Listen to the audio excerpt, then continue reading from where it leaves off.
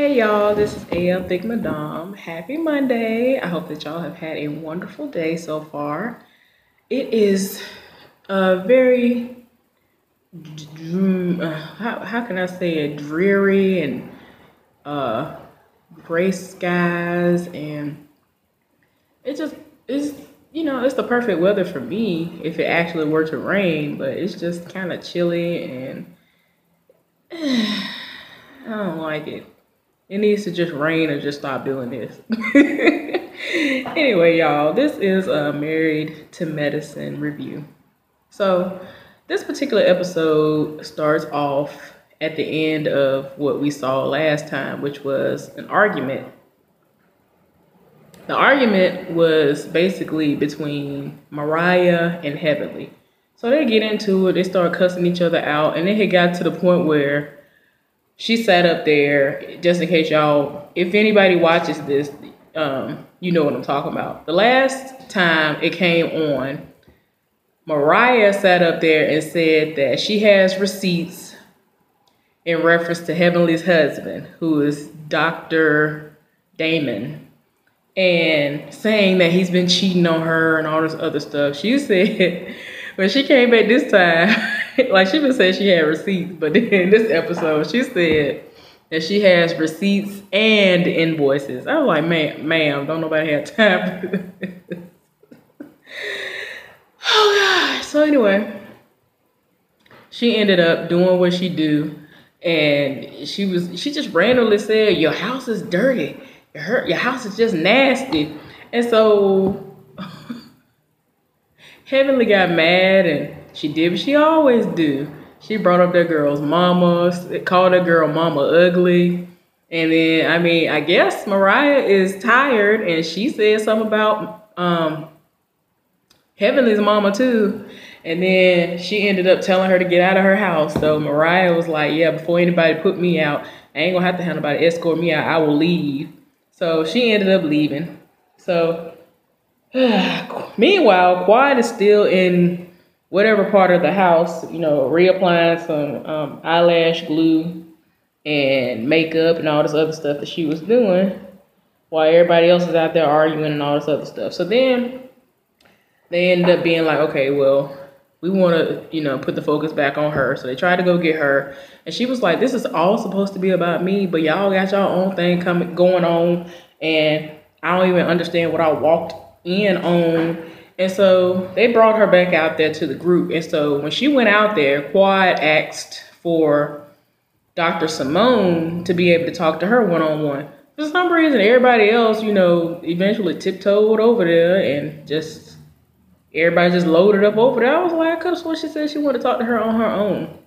Because Simone came at her when she rolled up and, was reading her and was like, we supposed to be your friends, and the way you've been treating us ain't cool. But anyway, when they did sit down before everybody started going over there, she said, out of everybody, I expected you to understand my situation. And so Simone was like, I'm trying to be there for you, but you won't let me. So, they kind of made it seem like they had kind of squashed the situation and they're willing to move forward. Everybody else came over there, like I said, and Lord. So anyway, they did what they did, and Quad, when everybody came over there, she was like, people just don't understand what I'm going through.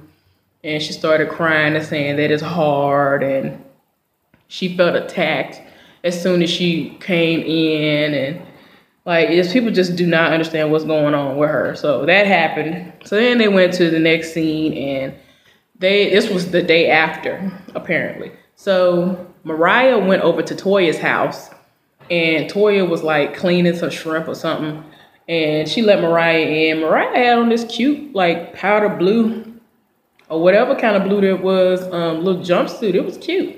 She had that on, and Toya had on some kind of shorts and something else or whatever. She looked cute too, in my opinion.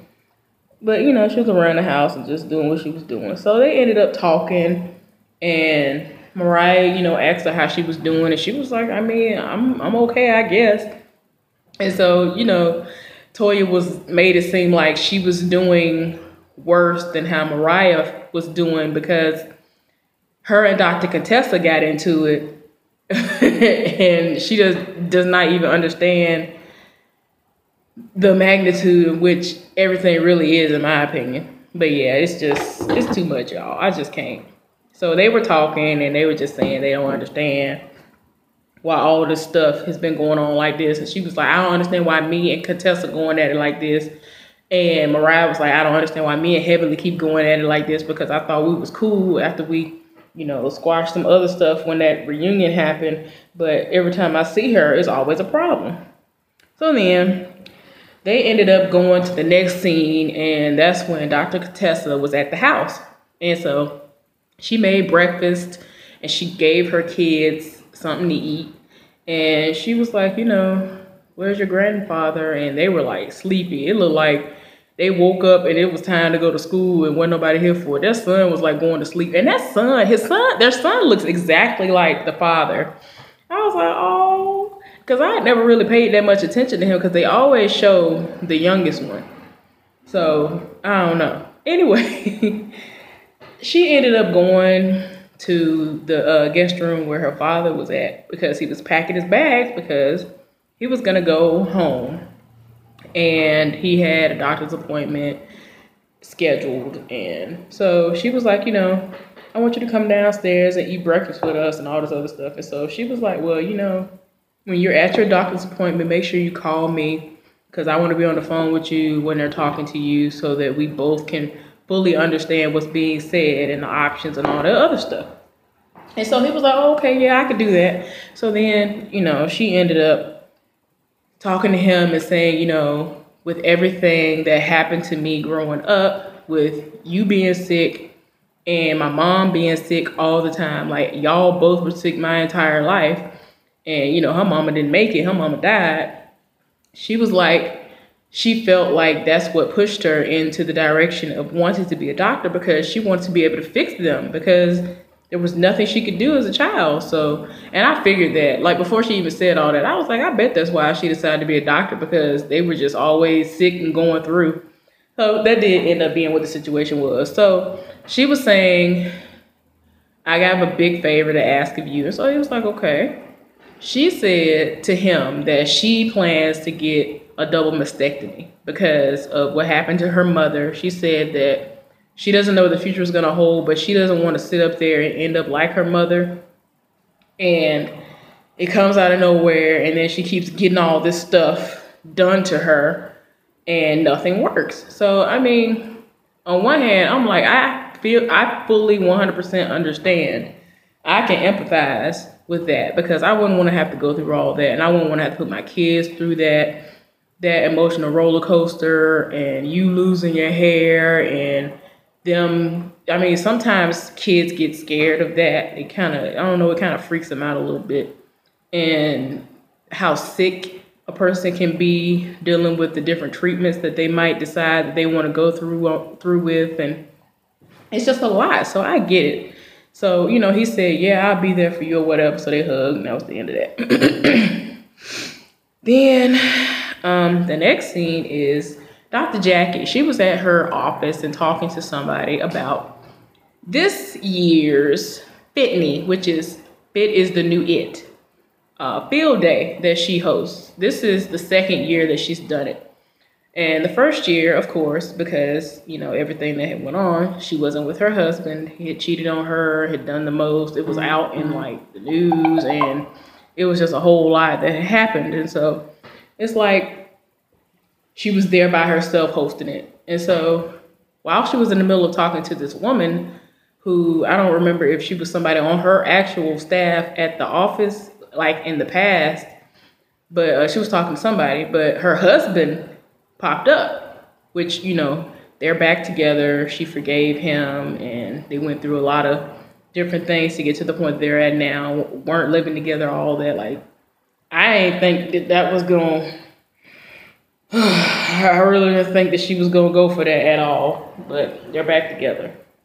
So he sat up there and he brought her some flowers, and they did a flashback of last year when he was trying to win her back. And she was like, yeah, he brought flowers and he brought her a Gucci bag or something. And she was like, yeah, that was a year ago. I think I'm overdue. That was the makeup bag. Now I want like a makeup purse, like not for your face, but like, you know, making up in our relationship type of, you know, I'm sorry type of gift to go along with the flowers. And she was like, I don't see no purse with this one. I'm a year overdue for another one. So he had some kind of Chanel perfume or something that was in somewhere. I don't know. She pulled that out of somewhere randomly, but because all I saw was some flowers. Anyway, he came in there and the woman left, and so she was like, you know, I was discussing the Fitney field day, and you know, because you weren't here last year and all this other stuff, and so he was like, yeah. She was like, yeah, you weren't here, so. She was like, I really need your help this year. I really want you to help me. I need your help. Can you do it? And so he was like, yeah, whatever. They said they were going to do that. So, wait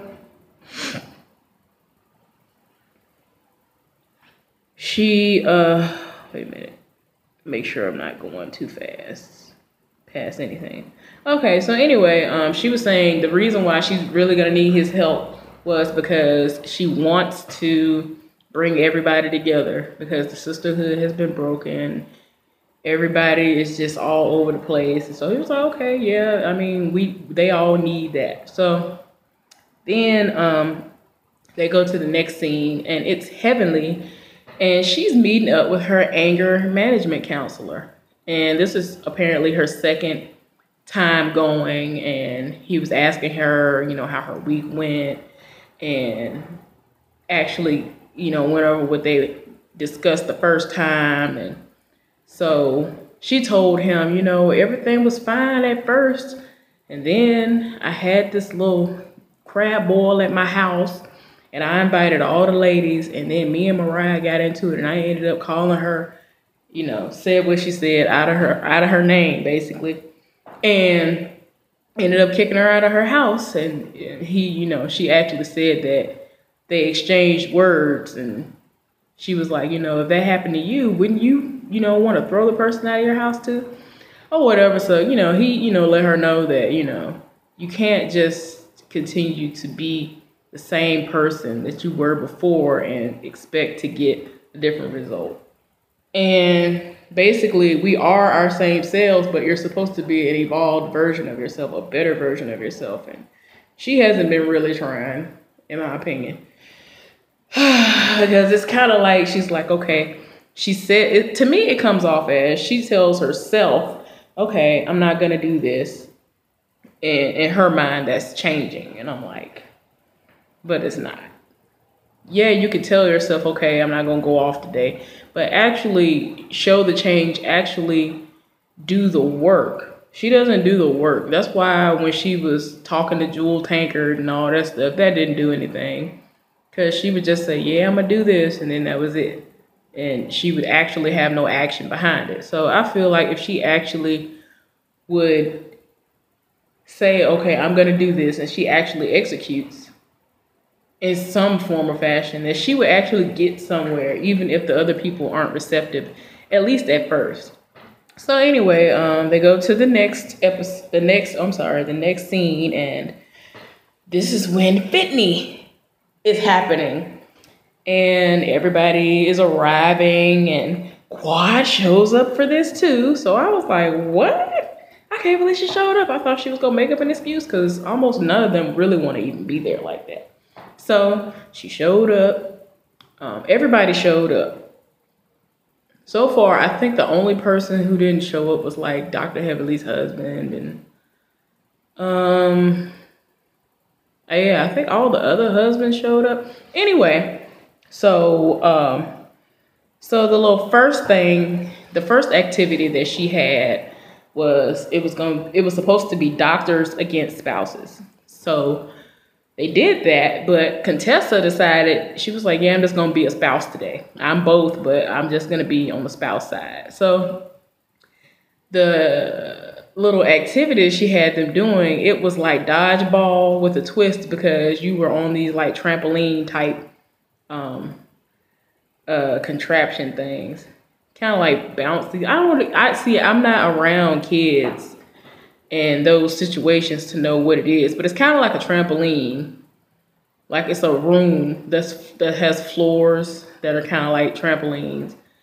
And, you know, it was dodgeball. So it was funny because Heavenly got hit in the back of the head by Toya's husband. That was a little funny. But anyway, it's funny because the spouses won. So that was pretty cool. They won. And so the next event was, I think the second one was where it was where she was teaming the people up that she wanted to team up. And of course she did. Mariah and Dr. Heavenly, Quad and Dr. Simone, then Toya and Dr. Contessa. So off rip, Contessa was like, you know, before we even go in here to the next area to do this next event, she wanted to apologize to Toya and explain her situation even more thorough, because she just was basically like, look, I'm going through it with my daddy. My daddy is really sick. A lot of things are more serious than what I thought it was, and I'm pretty sure that the way that I was speaking to you, it wasn't the way that I should have been speaking to you or anybody else, but because of how frustrated and how touchy this subject is, I probably came off like I'm snapping at you. So I just want to say I'm sorry for it. So then they're going to show Toya in the confessional, like going back and forth. Talking about, yeah, I ain't really trying to hear what she talking about right now. Yeah, okay, whatever. Like, she was just being dismissive. And I'm like, for her to even try to spend a moment to say, I'm sorry and please forgive me because I'm going through it with my daddy and I'm just not even myself right now because he going through it. This man might die any moment right now. And you over here more concerned about a party yet again than somebody's actual life. So it's like, why are you not, I don't understand. I mean, it just seems like Toya she's out here living her best life because she don't have to work. So she doesn't understand the plight of anybody else who actually has a life and who actually has something that they have to do. Yes, she is a mother, she has kids, but I'm saying Contessa is a mother as well, but she works. And she has sick parents. She has a sick parent that she's trying to, figure out the specifics of what's going on with him. So it's like, for you to just be so dismissive and be like, yeah, she ain't come to my party. She ain't do this. She ain't do that. She should have called me and told me exactly what was going on. Like, when she was saying that, I'm like, she has to be joking right now. Who does that? I'm not finna call you and tell you nothing. And y'all ain't even, my thing is this, they're not even best friends. So I'm trying to understand why Toya is up under this crazy impression that she is owed this information. Like, you need to do this and you need to do that. And I'm like, but who are you? Like, I'm very confused. Like, I'm not trying to be mean at all. I'm not trying to be shady at all. I just don't understand why she feels that she is entitled to all of these things when these people are not her best friend. She is not hanging out with them on the regular. Yeah, you know her, and she might have been the one who kind of like introduced her to the group. But at the same time, like I said, this woman has all kinds of stuff going on. I would think that Toya would be more sensitive to the situation, but she's not sensitive to the situation at all, and that is not cool. So yeah. Anyway, she wasn't trying to hit it, and so she was like, oh, okay. She tried to make it seem like she, was receptive a little bit, and they ended up going to the next room. So they still stayed on the same kind of teams, and this time it was like foam little cutout things that were like, instead of it being water, it was like a whole bunch of different pieces of cutout like foam that you had to jump in. Kind of like when you had those little balls, the ball pins and stuff, kind of like that, but with foam. So it's hard to get through. So you have to jump in there, wade through all that, grab a flag, jump back in it again. Well, not really jump back in it, but turn around and swim, per se, back to the other side and get back up there, tap out, and get the other person to go over there and swim through the foam and get the stuff, and then come back. And whoever does it first wins. So It's funny because the first challenge, when it was the group challenges, Dr. Heavenly did a terrible job. She couldn't do nothing. Am I saying it right? It's this particular challenge. She couldn't swim to do nothing. It was so sad, y'all. So anyway, yeah, because this was the first group challenge. So anyway, Dr. Heavenly jumped in there. I'm thinking she finna set it off. No, she couldn't even hardly wade through the stuff. So it was so bad that Mariah was just looking like, bruh. It was so sad. So she was like, look, I gotta do it myself. So she hopped in there, and when she made it across, she pulled both of the flags off of there and came back with them or whatever. So Contessa and Toya won that first one. So then the second group challenge happened, and they went into another room, and it was kind of like the same situation where they were the first time, where they had it set up where it was trampolines, like the floor trampoline type situation, but you had to, within a minute, see how many baskets you can make. So you had to kind of run and hop and all that and try to throw the little basketball in the hoop. And y'all go back and forth trying to do that. So it's funny because it seemed like Dr. Evelyn was going to lose again, but they ended up winning it. So yeah, that was crazy. So for that to have happened, I'm very shocked. So yeah, anyway. That was the end of that. They ended up doing what they was doing, and everybody was trying to, mend fences or whatever, but it ain't never over. So it got to a point where Dr. Jackie's husband brought over the little bullhorn and was like, yeah, you know what this is for, right? This is to tell everybody to go home. So she ended up getting the bullhorn, was like, yeah, this is officially the end of Fitney Field Day, whatever. Everybody was like, she was like, I thank everybody for coming, blah, blah, blah, all this other stuff, whatever she said. Then she gonna say, everybody gotta go home. I got some things I gotta do at the house. I was like, ma'am, she did the most. She basically was saying her and Curtis gotta go home and have sex and do some things like that. Did the most. So yeah, that was basically all that happened on this episode of Married to Medicine. I don't know if I'm going to review it again because, like I said, I was kind of skeptical anyway to ever even consider really doing it because of what's actually being spilled, the tea that's been spilled in real life. So I'm trying to figure out what's the facts and what's the lies because it's just a lot. So anyway, I hope y'all have a nice day. See y'all next time. Bye.